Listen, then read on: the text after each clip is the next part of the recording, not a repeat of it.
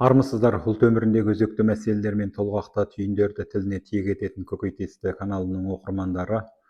Бүгін 24 қазан жұма, ертең еліміздің ең ұлық мерекесі, қазақстандықтар үшін қадірі де, қасиеті де бөлек республика күні. Өйткені бұл күн біздің тәуелсіздігімізді айқындап, егемен ел ретінде танылуымызға үлкен себепкер болған маңызды құжаттың қабылданған күні. Қазақ халқы үшін, қазақстандықтар үшін тәуелсіздіктен биік еш нәрсе жоқ. Сондықтан барлықтарыңызды мерекемен құттықтаймын және тәуелсіздігімізге тағзым ете отырып, еліміз аман, жұртымыз тыныш болсын, күн сөнгенше сөнбейік деп алаш арыстарының арманын айтқым келеді. Әрине, сәлемнің де сәті бар дегендей, дәл осы орайда мемлекеттіктің және ұлттық бірегейлігіміздің белгісі болған ана тіліміз туралы да айтқымыз келеді. Өйткені тілі жоғалған ұлттың өзі де жоғалады дегендей, тіл бір ұлтты сақтап тұрудың ең негізгі факторы. Сондықтан да ана тілімізге құрмет қылу, ана тілімізде сөйлеу, ана тіліміздің мәртебесін көтеру әрбір қазақстандықтың парызы. Қазақстанда 130-дан артық ұлт бар десек, осы 130-дан артық ұлтты бір араға біріктіріп, ділі мен ділін түйістіретінде ол мемлекеттік тіл. Сондықтан мемлекеттік тілдің мәртебесін көтеру әрбір азаматтың борышы. Әрине, бұл мәселе айғаймен емес, сабырмен, үлкен жауапкершілікпен шешілетін жұмыс. Мейлі қайсы елде болсаң да, сол елдің мемлекеттік тілінде сөйлеу, ол білімділіктің, біліктіліктің бейнесі. Жоғарыда айтқанымыздай, егер біз мемлекеттік тілде сөйлемесек, барлығымыздың бір арадан тіл табысуымыз қиын. Өйткені біреу білген тілді екінші адам білуі екіталай. Ал мемлекеттік тіл осы Қазақстанда жасап жатқан, Қазақстанның суын ішіп, ауасымен тыныстап жатқан әрбір азаматтың білуге тиісті тілі. Сондықтан республика күніне орай тілімізді қорғайық, тілімізді қолдайық, мемлекеттік тілдің мәртебесін көтерейік деген ұсыныс айтқымыз келеді. Әрине, тіл мәселесі туралы ахаң марқұм Ахмет Байтұрсынұлындай айтқан ешкім жоқ.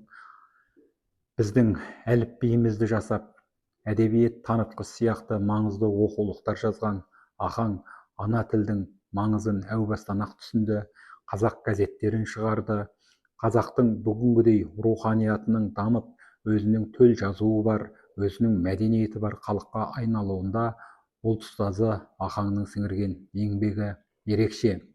Әрине, қазақ тілі бай тіл, әуезді тіл, мазмұнды тіл дегенімізбен қазақ тілінің де мәселесі аз емес. Әсіресе жастардың қазақ тілінде сөйлегісі келмей, басқа тілде шүлдірлеп жүруі де көп адамға ой салады.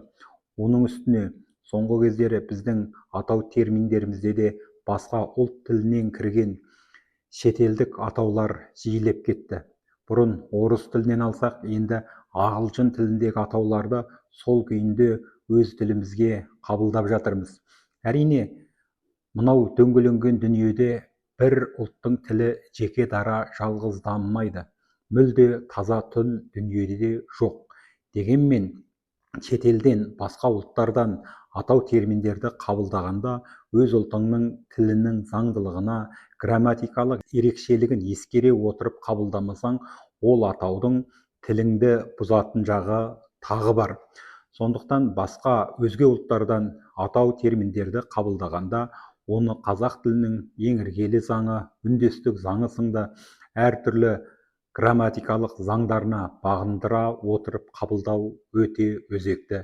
Мәселен, Ахмет Байтұрсындардың сонау оттегі, сутегі сияқты атауларды қабылдауы біздің жанымызға да, қанымызға да жақындығынан бүгінгі күнде өзіміздің төл атауымызға айналды. Бірақ соңғы кездері кейбір атауларды, халықаралық атауларды сол күйінде алу деген бастаманың қарқын алуына байланысты біздің тілімізде шетел атаулары барған сайын көбейіп барады.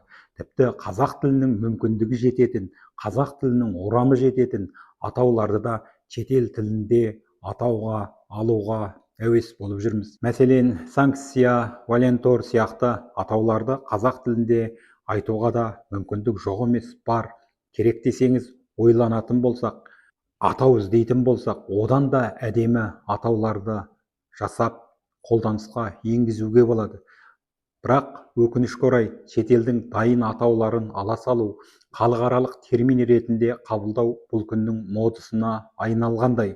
Сосын да тіпті кейбір аударуға болатын, кейбір сөздерді қазақ тілінің табиғатына бейімдеуге болатын сөздердің өзін орыс тілінде немесе басқа ұлттың тілдерінде алып жүрміз. Соның бір мысалы ретінде әрбір үлкен сауда орындарының немесе басқа да мекемелердің есіктерінде жазулы тұрған тартыңыз, итеріңіз деген екі сөздің орнына өзіңе қарай немесе басқа да бір түсініксіз тіке аудармамен жапсырып қоятыны тағы бар. Екпетіңнен жат, шалқаңнан жат, қырыңнан жат деген сияқты сөздерді спорт залдарында басқаша айтып жатқанын көргенде еріксіз бас шайқайсың. Әрине, біз бұл мәселені неге айтып отырмыз? Су басынан тұниды. Біз тәуелсіздігімізді сақтап қаламыз десек, егемен елімізді көркейтеміз десек, ең әуелі елдіктің іргетасы болған тілімізді, ділімізді қорғауымыз керек. Ол үшін біз жас ұрпақтардың санасына қазақ тілінің маңызды байлық екенін түсіндіруіміз керек. Қазақ тілі біздің мемлекеттік тіліміз. Бірақ осыны қораштанып, қазақ тілінде сөйлегісі келмейтіндердің де дені өзіміздің қазақтар. Әйтпесе басқа ұлттар шамасының келісінше қазақ тілін үйреніп, мемлекеттік тілді меңгеруге күш салып жатыр. Ал біздің кейбір қарагөз қандастарымыз болса, өзге ұлттың тілінде сөйлеуді, өзге ұлттың тілінде жауаптасуды үлкен мәртебе, үлкен абырой санайды.